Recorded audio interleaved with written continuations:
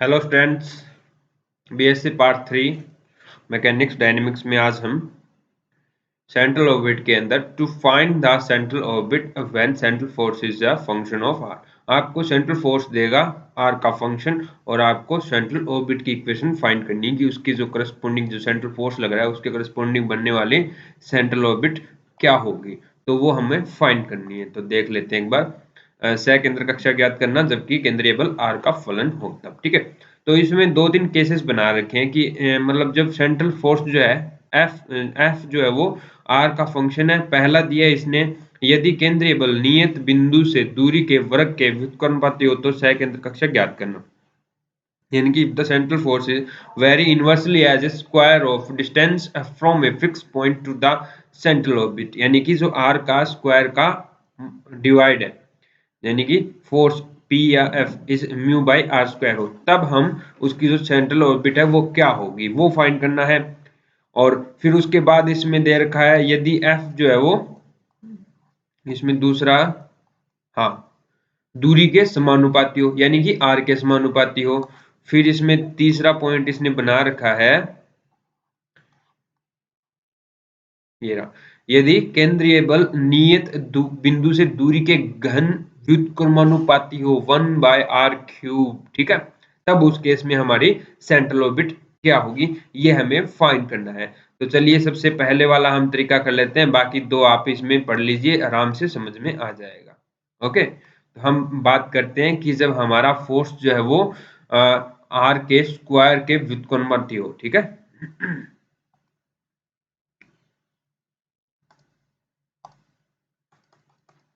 when F is a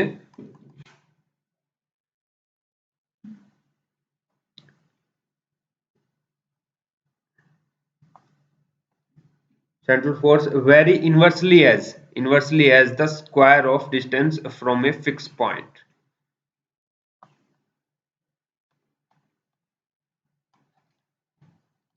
varies as inversely proportional to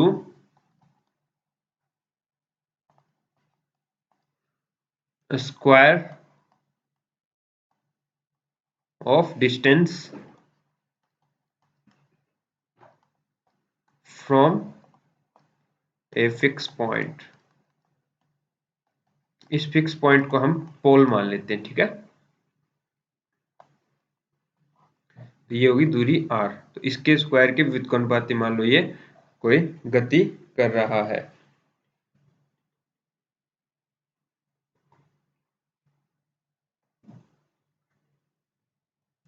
तो उस case में हम इसकी जो सेंट्रल ऑर्बिट बनेगी वो क्या होगी वो देखते हैं। तो हमें क्या दे रखा है, F इज समानुपाती म्यू बाई आर स्क्वायर, ये हमें गिवन है। ओके, तो इसको देखो सोल्व करते हैं। ये एक्चुअली 1/r² है, तो समानुपाती हटाओगे तो म्यू लग जाएगा। F is equal to mu by r square, और F हमारे पास क्या होता है, F बाई, हमारे पास एक फॉर्मूला होता है F by h square theta square, sorry h square u square is equal to u plus d square u upon d theta square. तो आपको क्या करना है, F की वैल्यू दे रखी है mu upon u square, sorry mu upon r square, और 1/r² को आप लिखते हो यू स्क्वायर, यानी कि F इज इक्वल टू आपके पास क्या है, म्यू इंटू यू स्क्वायर हो गया। ठीक है, अब ये आप पुट कर दोगे अपनी इस इक्वेशन में, तो F की जगह क्या रखोगे, म्यू यू स्क्वायर और divide by h square u square is equal to u plus d square u upon d theta square. अब यहां से यू स्क्वायर से यू स्क्वायर काट दो, ये कांस्टेंट हो गया, तो आप क्या लिखोगे, D square u upon d theta square और प्लस यू और माइनस ये जो है इस साइड ले आओ, यानी कि म्यू बाई एच स्क्वायर इस साइड आ गया इज इक्वल टू 0। ठीक है, अब इस पूरे फैक्टर को आप एक नया वेरिएबल मान लो u, कैपिटल U, क्या u minus mu by h square. तो नया फैक्टर होगा, इसका डबल डेरिवेटिव करना, d u upon d theta is equal to d u upon d theta आ जाएगा, इसका जीरो हो जाएगा, कॉन्स्टेंट है। Similarly d square u upon d theta square क्या आ जाएगा, d square small u by d theta square. तो यानी कि इसके इक्वल तो हम लिख सकते हैं डी स्क्वायर कैपिटल यू बटे डी थीटा स्क्वायर, यानी कि d square capital u by d theta square और प्लस प्लस सॉरी हाँ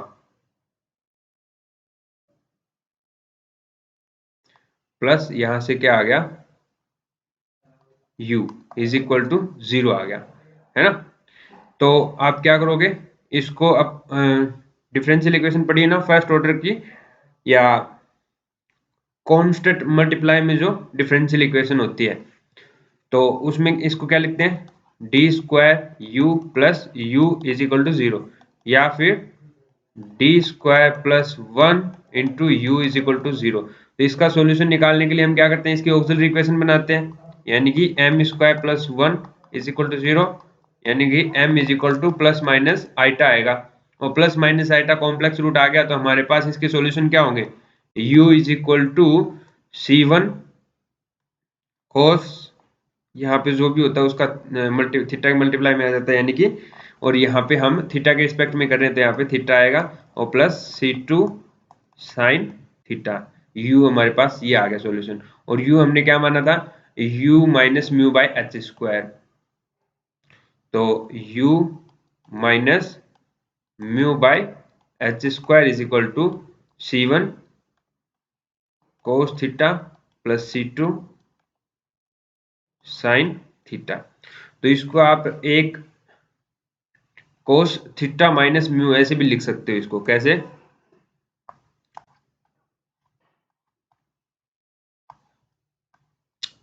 तो इस फैक्टर को आप क्या लिख सकते हो, कोस थीटा माइनस म्यू, कैसे, जैसे इसको एक कांस्टेंट ले लो, कांस्टेंट इनमें से एक कॉमन ले लेना, और कोस थीटा माइनस म्यू।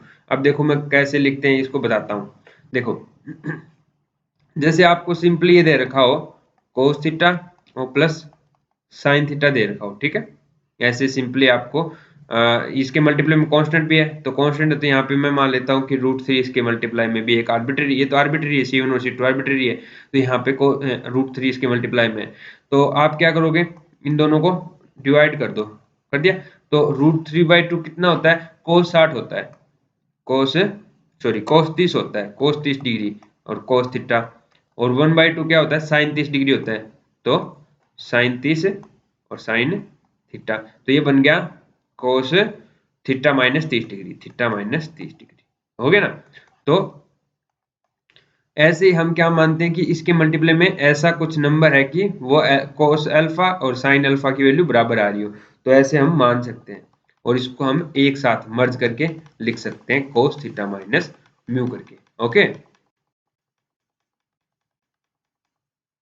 और अगर आप ऐसे नहीं समझ पा रहे हो, तो ये तो आर्बिट्रेरी कांस्टेंट है C1 और C2, तो यहां से आप ऐसे भी तो ले सकते हो ना कि ए कांस्टेंट हो गया, और कोस म्यू कोस थीटा, और plus sign mu sine theta, ठीक है।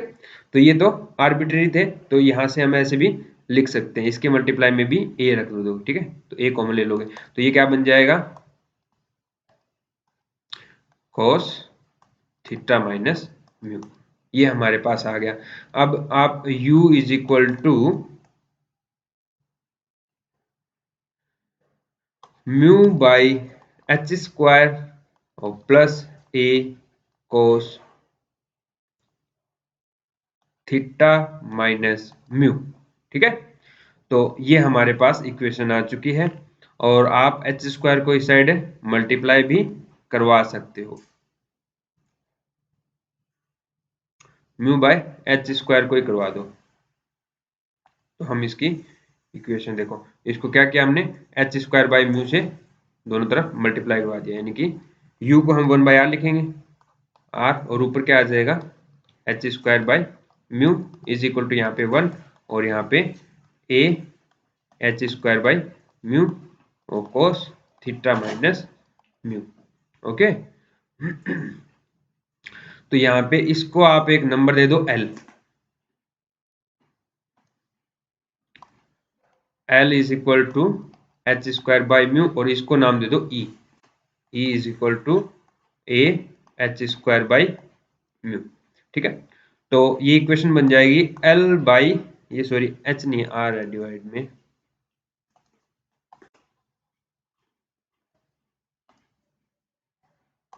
r। ठीक है, l by r is equal to 1 plus e cos theta minus mu. ये होती है इक्वेशन ऑफ कॉनिक, कॉनिक की इक्वेशन होती है इन पोलर पोलर फॉर्म। अगर ये इक्वेशन कॉनिक इक्वेशन कैसे होती है, कहाँ से आती है, ये सब देखना है तो आपको मैंने मेरे यूट्यूब चैनल पे देखना, उसमें मैंने ये पढ़ा रखा है, बीएससी फर्स्ट ईयर का कोऑर्डिनेट ज्योमेट्री स्टार्ट किया है, तो उसके अंदर मैं ये पोलर सिस्टम इसे पढ़ा रहा हूँ बच्चों को, तो उसमें आप ये जाके देख सकते हो। ये ई एल ये क्या होती है, ये लेटेस्ट रेक्टम होती है, हाफ लेटेस्ट रेक्टम, ई इसेंट्रिसिटी होती है। ठीक है, और तो ये होगी इक्वेशन ऑफ कॉनिक। ठीक है, तो यहाँ पे जो ये कांस्टेंट है ई, इसेंट्रिसिटी एल, लेटेस्ट रेक्टम। ठीक है, तो ऐसे हम इसकी फाइंड कर सकते हैं। ओके, तो ये हो गया हमारा बल निकालना, तो हो गया। अब देखो, और मैंने ये आपको करवाया था टाइम इन ऑर्बिट, तो सेकंड कक्षा में समय कैसे ज्ञात करते हैं वो भी मैंने आपको ये फॉर्मूले से बताया था कि t is equal to 1/h और इंटीग्रेशन 0 टू थीटा या फिर theta 1 to theta 2 r square d theta. Okay, तो इस फॉर्मूले से हम इसकी टाइम निकाल सकते हैं। भी आपसे पूछे यहाँ से चल के यहाँ तक चलना है तो कितना टाइम लगेगा, तो आप क्या करोगे, r स्क्वायर डी थीटा और लिमिट क्या लोगे, यहाँ मतलब थीटा कितना है और यहाँ पे थीटा कितना है वो लिमिट ले लोगे और 1/h से मल्टीप्लाई करवा दोगे और जो वैल्यू आएगी इंटीग्रेशन की वो हमारी टाइम को रिप्रेजेंट करेगी। अदरवाइज दूसरा फॉर्मूला ये है कि आपको अगर इस सेक्शन का एरिया पता है अगर इससे कोनिक सेक्शन का एरिया पता है तो इस एरिया का रखोगे, क्षेत्रफल को रखोगे और डिवाइड में क्या कर दोगे h/2, डिवाइड में क्या करोगे h/2 या फिर 2 को ऊपर मल्टीप्लाई करो नीचे h डिवाइड कर दो। ठीक है, तो ये जो भी वैल्यू आएगी वो क्या आएगी, हमारी t आएगी, टाइम आएगी। चलो ठीक है, इसके बाद अब आ जाते हैं हमारे पास एग्जाम्पल्स। तो अभी हम एक एग्जाम्पल करते हैं, पहले का पहला ही करते हैं, बाकी इसमें काफी सारे एग्जाम्पल है तो आप कर लीजिए और नेक्स्ट लेक्चर में मैं जो टफेस्ट एग्जाम्पल होंगे तो वो मैं आपको करवा दूंगा। ठीक है, बाकी आप खुद करोगे, कर सकते हो आराम से, कोई दिक्कत नहीं है। तो पहला एग्जाम्पल देखते हैं, क्या, ध्रुव बिंदु की ओर बल का नियम ज्ञात करिए जिसके अधीन कोई कण वक्र इसके अंदिश गतिमान हो, जिसको समान कोणिक सर्पिल बोला जाता है। ठीक है, इक्विएंगुलर ट्राइंगल स्पाइरल सॉरी, ठीक है, इक्विएंगुलर स्पाइरल बोलते हैं इसको। ओके, तो हमारे पास जो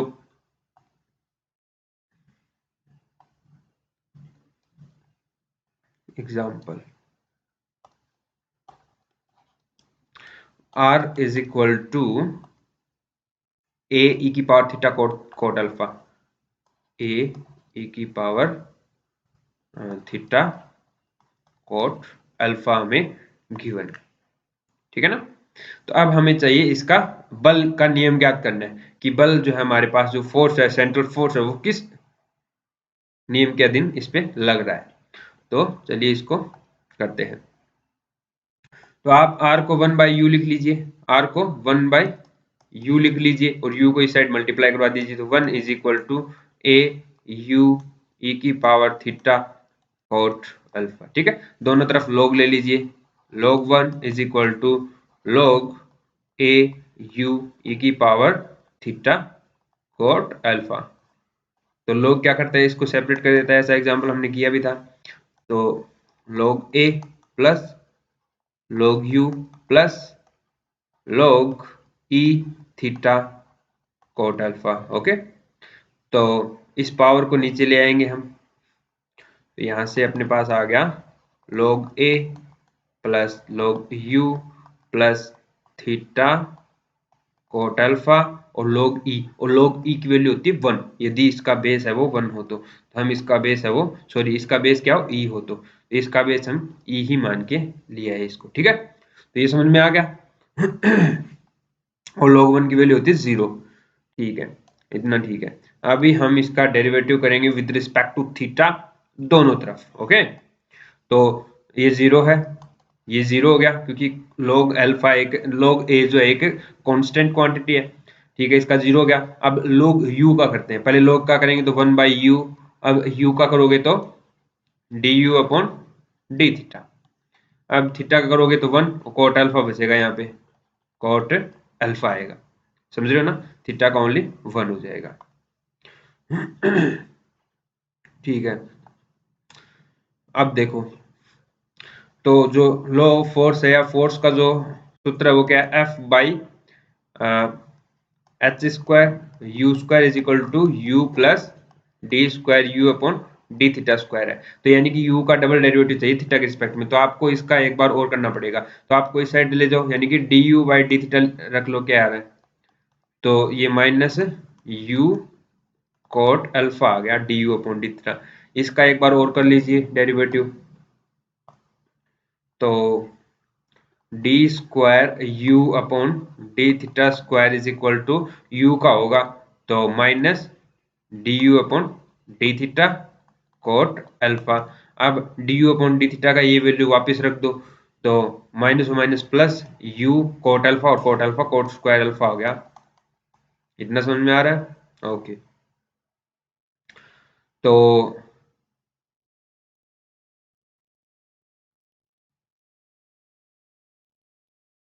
अभी क्या करेंगे, इसको हमें इसके अंदर रखना है। नहीं, हम दूसरे वाला फॉर्मूला यूज करते हैं, पी वाला, एक सॉरी, हाँ यही वाला ही, सॉरी सॉरी। तो यहाँ पे हम इसमें पुट कर देंगे, ठीक है, फॉर्मूला में। तो फॉर्मूला हमारे पास क्या है, f upon h square u square is equal to u plus d square u upon d theta square, यानी कि यू कोट स्क्वायर अल्फा। अब देखो u कॉमन आ गया, यहाँ क्या बचा, 1 plus coat square alpha. 1 plus coat square alpha होता है cosec square alpha, cosec square alpha हो गया। ठीक है, तो f इज इक्वल टू, इसको इधर मल्टीप्लाई करवा दीजिए, तो एच स्क्वायर यू क्यूब और sorry cosec cosec square alpha. तो 1 यू स्क्वायर यू क्यूब को 1 अपॉन आर क्यूब लिख सकते हो, तो h square cosec square alpha by r cube. तो ऊपर वाली क्वांटिटी तो कांस्टेंट है, तो एफ हमारा किसके समानुपाती आ गया, 1 अपॉन आर क्यूब के। तो हमारा जो लॉ ऑफ फोर्स है वो जो दूरी है उसके क्यूब, उसके घन के व्युत्क्रमानुपाती है। समझ रहे हो बात को? तो ये हमारे पास नियम आ गया। अतः ध्रुव बिंदु की ओर बल का नियम ध्रुव से दूरी के घन के व्युत्क्रमानुपाती है। ठीक है, अगर इसने बोला ना बिंदु की ओर, अगर यहाँ पे नेगेटिव आता, इसमें नेगेटिव आता, यहाँ साइन नेगेटिव आता, तब हम बोलते हैं विपरीत दिशा में। ठीक है, बिंदु की ओर नहीं होता, बिंदु से विपरीत दिशा में हो जाता है। नेगेटिव और पॉजिटिव का बस यही मतलब होता है फोर्स के अंदर। नेगेटिव है इसका मतलब विपरीत दिशा में, अगर यहाँ पे पॉजिटिव है इसका मतलब बिंदु की तरफ है। ठीक है, तो ये था एग्जाम्पल। तो इसमें काफी सारे एग्जाम्पल है, तो आप इनको सोल्व कीजिए घर बैठ के, और नेक्स्ट लेक्चर में हम इसमें जितने भी टफेस्ट एग्जाम्पल और एक्सरसाइज में जितने क्वेश्चन हो रहे हैं उनमें थोड़ा देख लेंगे कौन सा क्वेश्चन है वो। वैसे तो आप इजीली कर सकते हो। देखो एक्सरसाइज में आए तो क्या है, एक कण निम्न वक्र में केंद्रीय बल P के अधीन चलता है जहां बल केंद्र ध्रुव है। ठीक है, प्रदर्शित कीजिए कि बल निम्न प्रकार होंगे। यानी कि आपको उसकी इक्वेशन दे दी, कोई इक्वेशन दे दी, ठीक है, जिसको सेंट्रल ऑर्बिट बोलते हैं। इस सेंट्रल ऑर्बिट के करस्पॉन्डिंग आपको एक सेंट्रल फोर्स फाइंड करना है P। तो इसने बोला ये समानुपाती होगा इस वाले के, इसको शो करना है। शायद ये हमने कर लिया था, ये वाला, तो एक बार और कर लेना इसको। और ये दूसरा कर दिया, उसके लिए लॉ ऑफ फोर्स इस तरह काम करेगा, इसके लिए इस तरह काम करेगा। तो ये सब करके दिखना है, कर लोगे आराम से। ठीक है, सिंपल डेरिवेटिव करना है और इस इक्वेशन में पुट करना है जो फॉर्मूला है फोर्स का।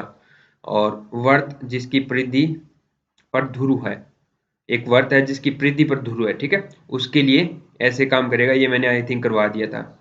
और a u is equal to 10 hyperbolic theta by root, इसके लिए फोर्स ऐसे काम करेगा। तो सारे क्वेश्चन ऐसे ही हैं, सारे के सारे ऐसे ही क्वेश्चन है। यहाँ तक 9 तक की है कि आपको इक्वेशन दे देगा और लॉ ऑफ फोर्स पूछ रहा है। अब देखो आर और पी में है तो आर और पी वाला फॉर्मूला लगा लेना, ठीक है। तो इनमें से ये आगे वाले क्वेश्चन है 3-4, इनमें से कोई और करवा देंगे आपको, तो ये हो जाएगा हमारा, ठीक है। और फिर उससे नेक्स्ट लेक्चर में हम करेंगे एब्स और स्तब्धिका, ये सब चीजें इसमें देखेंगे। तो आज के लिए इतना ही, थैंक यू।